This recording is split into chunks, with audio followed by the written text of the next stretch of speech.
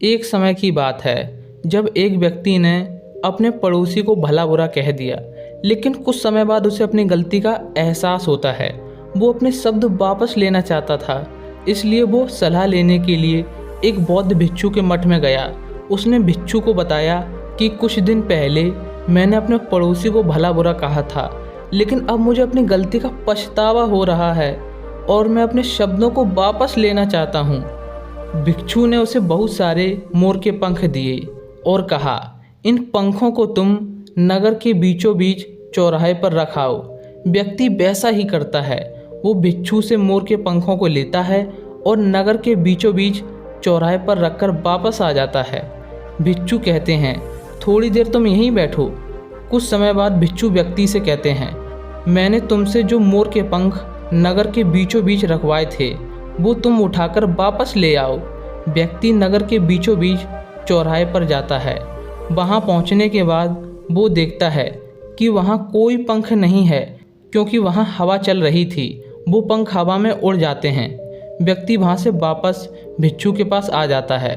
वो भिक्षु को सारी बात बता देता है कि कैसे सभी पंख हवा में उड़ गए हैं। भिक्षु ने उसकी बात सुनी। उसकी बात सुनने के बाद भिक्षु ने बड़े ही शांत स्वर से कहा, जिस तरह तुम उन पंखों को वहां रखकर चले आए थे और वो पंख उड़ गए, अब वो पंख तुम वापस नहीं ला सकते हो। ठीक इसी प्रकार तुम्हारे शब्दों के साथ होता है। तुम अपने मुंह से बड़ी आसानी से किसी के लिए कैसे भी बुरे भले शब्द निकाल देते हो, लेकिन उन्हें वापस नहीं ले सकते हो।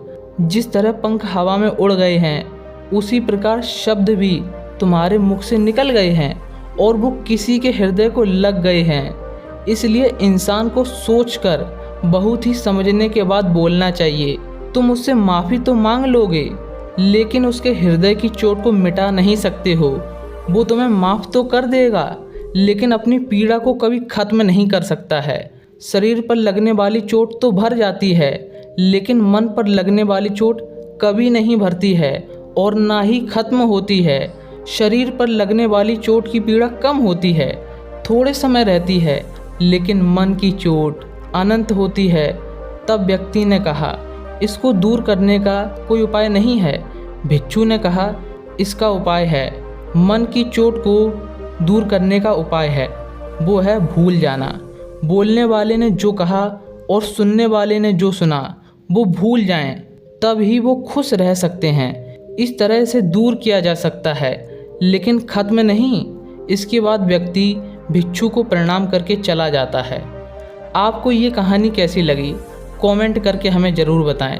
अगर आपको ये कहानी पसंद आई है तो इस वीडियो को लाइक कीजिए और अपने दोस्तों में शेयर कीजिए, और ऐसी ही कहानियों के लिए चैनल को सब्सक्राइब करके बेल आइकन को ऑल पर सिलेक्ट करें।